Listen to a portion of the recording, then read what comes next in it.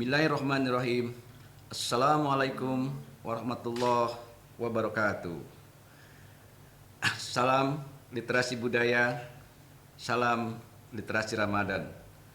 Saya Acep Iwan Saidi dari KK Literasi Budaya Visual, Fakultas Seni Rupa dan Desain ITB. Sahabat literasi budaya, kita memasuki hari ke-17. Kita kembali ke hadapan meja makan untuk berbuka. Tapi sebelumnya ada baiknya kita telusuri sejarahnya. Dari mana makanan di atas meja tersebut kita dapatkan? Tentu beruntung jika kita mendapatkannya dari tangan pertama. Misalnya, ikan mentah untuk dipepes kita beli dari peternak. Beras kita beli dari petani, roti dari pembuat roti, dan seterusnya. Paling tidak, dengan begitu, kadar keasliannya masih relatif terjaga. Masalahnya, secara umum kita tidak mendapatkannya dari mereka, melainkan dari pasar. Masih mending pula jika pasarnya adalah pasar yang mempertemukan langsung produsen pertama dengan pembeli.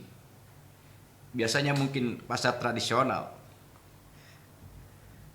Sebagai anggota dari kerumunan masyarakat urban, umumnya kita mendapatkan bahan makanan dari pasar modern, dari mall yang gemerlap. Toh kita sendiri lebih suka pergi ke mall daripada ke pasar tradisional yang kumuh, bukan? Toh pasar-pasar modern dalam ukuran kecil atau minimarket sekarang bahkan telah hadir sampai di gang-gang kecil di kampung. Entah siapa pemiliknya, kita tidak tahu dan tidak mau tahu. Pokoknya warungnya apik, barangnya menarik, pelayannya cantik, dan harganya tak mencekik. Titik. Sahabat literasi budaya, pasar sejak dari awal, sebut saja pasar tradisional, sesungguhnya adalah ruang yang penuh jebakan.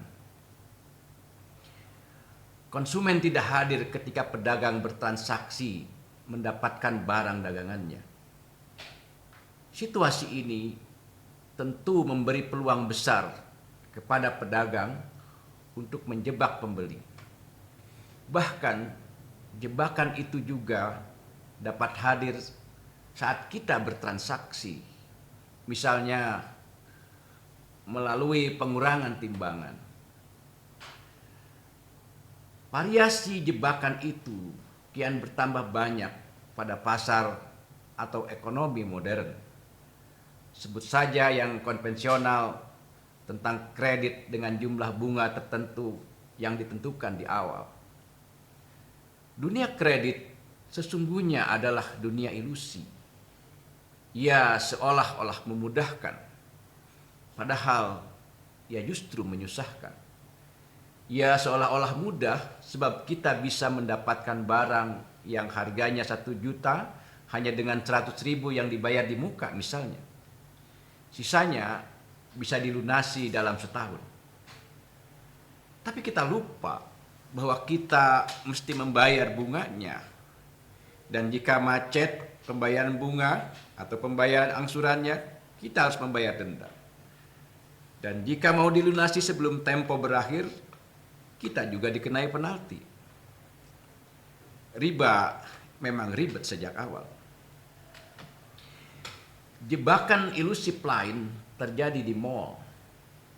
Di mall, segala mudah didapat.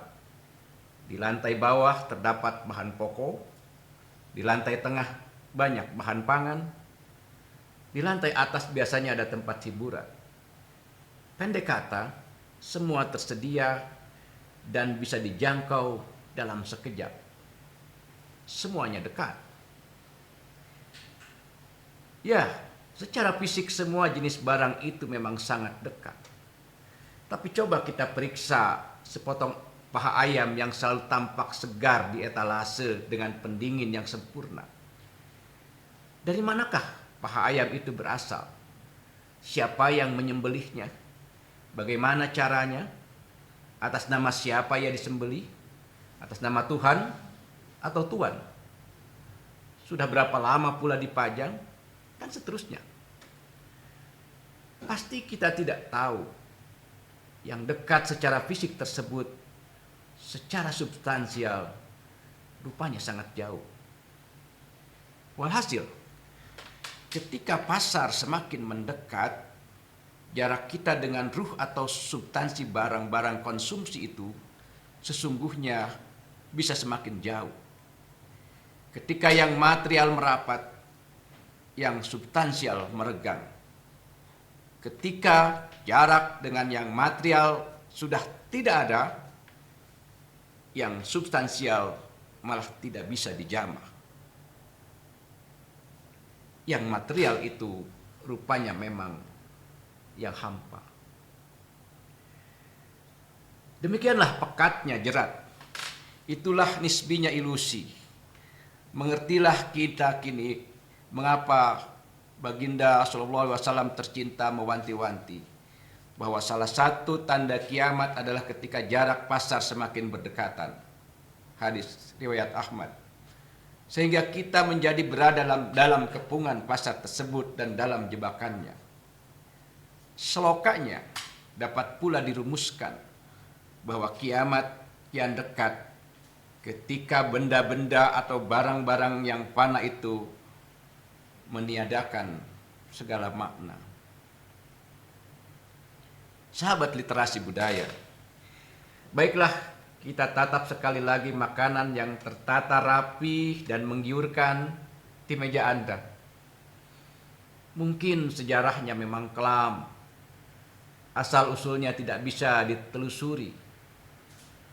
Fisiknya dekat, tapi secara non-fisik ia datang dari tempat yang jauh dan gelap. Barangkali ia juga kotor sekotor-kotornya. Untuk itu, sebelum menyantapnya, marilah kita mandikan semuanya dengan doa. Kita cuci dengan kalimat ilahi. Selamat berbuka. Semoga berbahagia. Wassalamualaikum warahmatullahi wabarakatuh.